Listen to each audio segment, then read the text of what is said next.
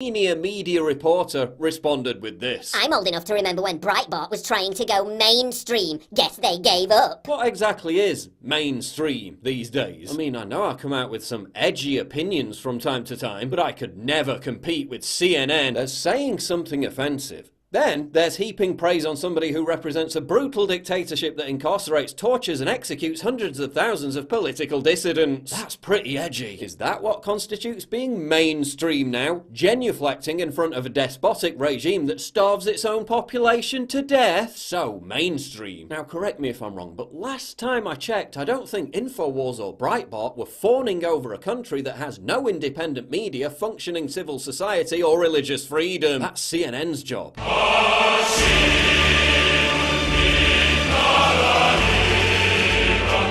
So mainstream. Maybe I'd be more mainstream if I encouraged cuckoldry. Apparently that's mainstream now too. But you know, when your primetime shows get less viewers than decades-old reruns of Yogi Bear cartoons, I guess you gotta spice it up a bit. Marlowe went on to heap praise on one of the world's leading conspiracy theorists, describing him as a smart guy and someone who is wildly popular. Second half of that, I'm not gonna argue with, but calling me one of the world's leading conspiracy theorists. Don't know if you've noticed, but in virtually every video I've made about big events for the past 3 years, I've debunked conspiracy theories. Here. Did I believe in some pretty out there conspiracy theories when I was younger? Yeah, then I grew up. But see, there's quite a big difference between my conspiracy theories and those pushed by CNN. I didn't help promote the conspiracy theory that Saddam Hussein had weapons of mass destruction. A conspiracy theory that led to hundreds of thousands of dead Iraqis, thousands of dead and maimed US troops, a ruined country, and the rise of ISIS. That's CNN that did that. I didn't promote the conspiracy theory that Libyan militias and moderate rebels in Syria were freedom fighters. There is a significant amount of moderate rebels, when in reality they were Islamic jihadists, Al-Qaeda and ISIS fanatics. A conspiracy theory that led to 2 ruined countries, the destabilization of an entire region of the world, and an international migrant crisis. Oh wait, that was CNN, wasn't it? I didn't promote the hands up, don't shoot conspiracy theory. A conspiracy theory that led to riots, shootings, and the worst race relations in 50 years. I'm not promoting the conspiracy theory that Donald Trump colluded with the Russians to steal an election. A conspiracy theory that's put the world at the greatest risk of nuclear war since the height of the Cold War. Now, who was it that did that?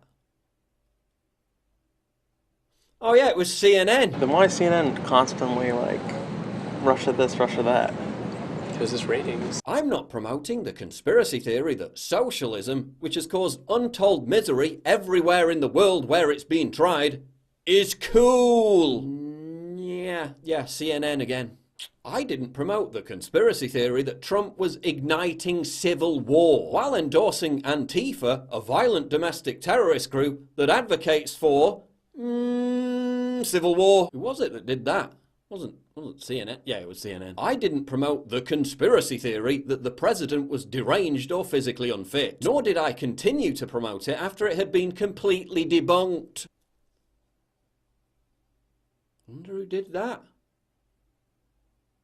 Surely not. Yeah, CNN. I mean, you guys say that the very existence of the deep state, a manifestly provable entity in American politics since Eisenhower, is a conspiracy theory. You said the DNC and the Hillary campaign funding the P-Gate dossier, a proven fact, was a conspiracy theory. So maybe you're not in the best position to be lecturing others about conspiracy theories. Let me remind you that CNN is actively lobbying for a competing news organization to be shut down. In Russia, the government shuts down dissident media outlets. In the United States, CNN apparently thinks that that's its responsibility. And can anyone tell me why InfoWars is on the verge of being deleted for bullying and harassment? But CNN can literally turn up at an old lady's home, dox, bully and harass her for the thought crime of posting memes on Facebook, and then post the video on YouTube with no consequences whatsoever. Strange that, isn't it? It's almost like there's one rule for them and another rule for us. CNN threatened to expose a private citizen for posting the Trump wrestling meme if he failed to display the proper amount of remorse. Sounds like it's perfectly acceptable to engage in bullying and harassment so long as you're called CNN. Not content with campaigning for our entire channel to be terminated because we dared challenge their narrative on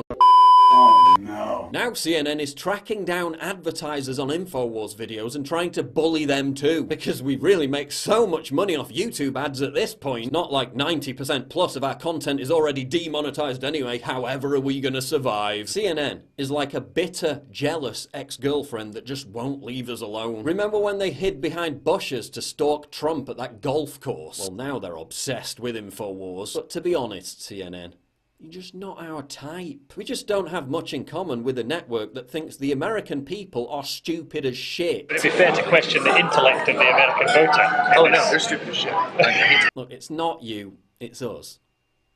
No, wait, it's you. It's definitely you. So take your conspiracy theories. You know the ones that start wars, continent-wide crises, and domestic unrest. Yeah, those. Take your little InfoWars obsession, take your crusade against our YouTube channel, and shove it. Maybe then you can concentrate on, oh, I don't know, being an actual news network. Remember those days?